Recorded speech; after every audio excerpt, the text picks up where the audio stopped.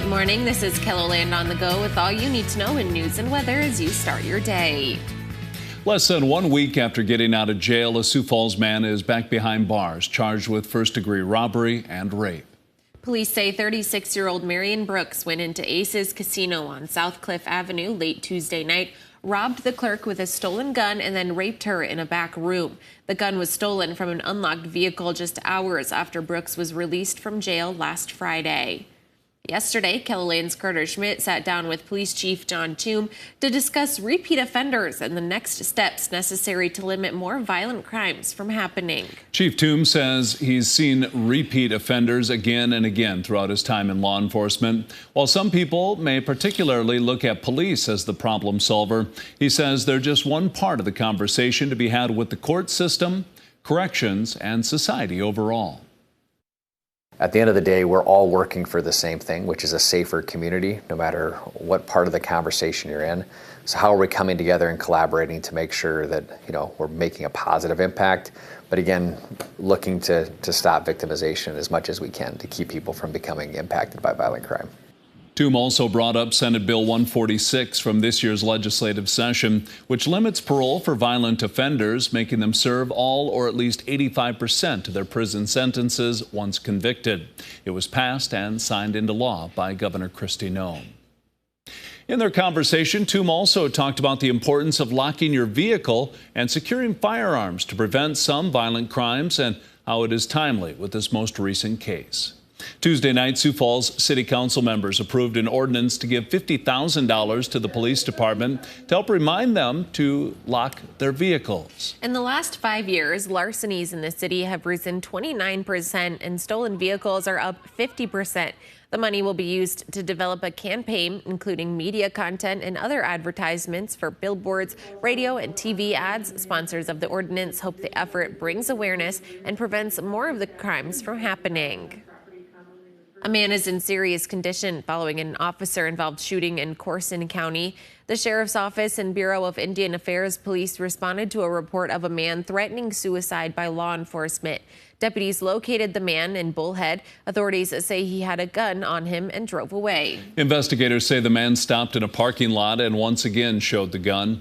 The Sheriff's Office says after several attempts to peacefully resolve the situation, an officer shot the suspect. He was taken to a hospital in Bismarck. Now let's get a check of our weather with meteorologist Brian Karstens. Good morning, Brian. Good morning. Well, weather today featuring some more of the same. We're pretty warm, hot in a couple of spots near 90 in Mitchell today. I do expect Sioux Falls will come in at 88.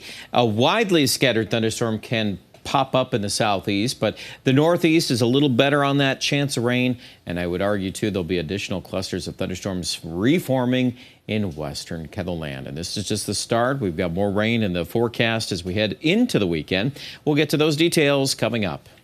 Thank you, Brian. A pathologist and coroner for Minnehaha and Lincoln County is one of 50 people receiving 2022's Community Leadership Award from the FBI. Dr. Kenneth Snell says one of his passions includes encouraging the younger generation to get into forensics. Over the years, I've been fortunate enough that I've had people come back to me years down the road saying, that lecture you gave on this, it affected me and now I'm doing this. Dr. Snell has worked in Sioux Falls for over a decade with roughly 300 autopsies performed each year at Sanford Health. Fireworks go on sale next week in South Dakota. Pyro Fireworks in Brandon is getting ready for what they think is going to be a big year because prices are down, mainly because the cost of getting the fireworks here has gone down. A shipping container full of fireworks used to cost us about $50,000 to $60,000. Last year, it cost as much as $100,000 because of shipping. Cameron says now that the pandemic is over, consumers can expect to pay about 30% less than they did the past 2 years. Sanaa's Gourmet Mediterranean in Sioux Falls recently held a fundraiser for farmers of an Italian region hit by flooding. Sanaa Abaresk says additional fundraisers are on the way, including a Moroccan night and a Spanish night. 100% of the proceeds will be for charity. I mean, it's a good way for a person to enjoy a wonderful meal, dishes that they would never have it usually in South Dakota. She says the first event raised $2,000 for the farmers in Italy. That's a look at some of our top stories. Now let's get one last look at your weather with meteorologist Brian Karstens. Brian?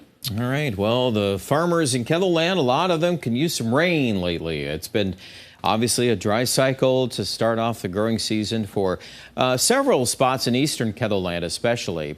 What's changing? Well, we'll see if we can start to see more thunderstorms farther east. We'll kind of break this thing down in pieces. So today, your best probability of some rain reforming will be in northeast South Dakota, and that would include our Aberdeen forecast. I think we want to pick up Watertown to some extent on that this evening. Sioux Falls, if you look carefully, there are a few little blips here and there. I can't rule out some rain, but our instability not as high. Even though it's warm and somewhat humid, it's just a matter of how the things stack up in the atmosphere. So that's kind of the focus here. Chamberlain, and you see a few cells there in the central. Again, I wouldn't rule that out, even in Pierre. Certainly a little more of this floating into the Custer, Rapid City area by mid to late evening. And then if that holds together, there could be a broken line of showers and thunderstorms into central Kettleland, and yet again another opportunity for rain. Sioux Falls will probably refire back in the upper 80s again tomorrow. I wouldn't shy away from that.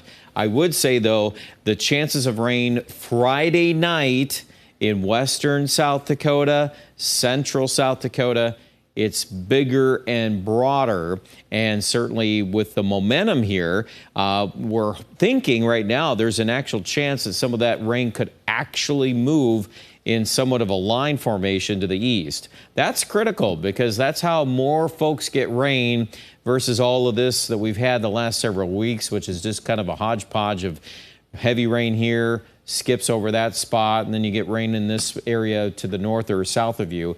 Here's the outlook from the Storm Prediction Center. Notice a couple things here. They've expanded their slight risk.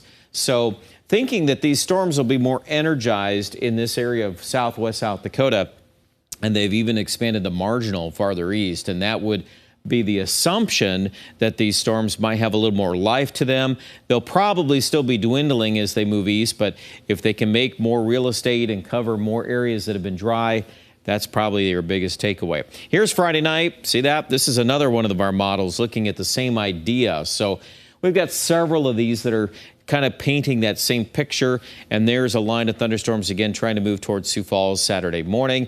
Now, Saturday afternoon gets a little more tricky. It depends on how fast this low comes out and if we recharge the atmosphere in the southeastern part of Kettleland for storms at that point. That's still something that I think needs to be looked at. There's kind of a wraparound rain component Saturday night, early Sunday. That might give northeast Kettleland another shot at rain. Even Sioux Falls could get some of that as the wind picks up out of the northwest. By the way, if we end up adding a little rain to the forecast on Sunday, we're going to have to cut the temperature forecast. It would not make 82. We'd probably stay in the 70s all day with that outlook there. So we'll see where we can go next on that pattern. Next week, early next week, looks a little drier too. So that's kind of the pattern we've been in here the last few weekends. Any rain that's popped up, it's usually been on the weekend. There's that Saturday severe weather risk. I do want to make note, it still does include Sioux Falls, doesn't it? So all eyes will be on that. 90 today, Mitchell, 90 degrees in Yankton. Again, those thunderstorm chances as noted for the west tonight. Sioux Falls, our chance of rain will grow into Friday night and Saturday. That'll be the best chance of rain. Sunday, Monday, Tuesday is a little drier, but then next week, the middle of next week, looks a bit different. There are thunderstorm complexes that will be roaming around the northern plains, and I think as we get through time, that scenario hopefully will come into line here a little bit better. And overall in Aberdeen, it's still warm in the 80s, but not quite as hot.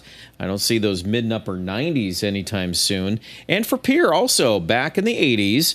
So it's kind of nice to erase the, the hundreds and all of that. And then we pick up some rain too along the way. And that's good for the growing season here in central South Dakota. Finally, Rapid City, where it's been cooler. It'll stay in the upper 70s through the weekend. And it looks a little drier Sunday and Monday. Check out more details on the weather online at kettleland.com.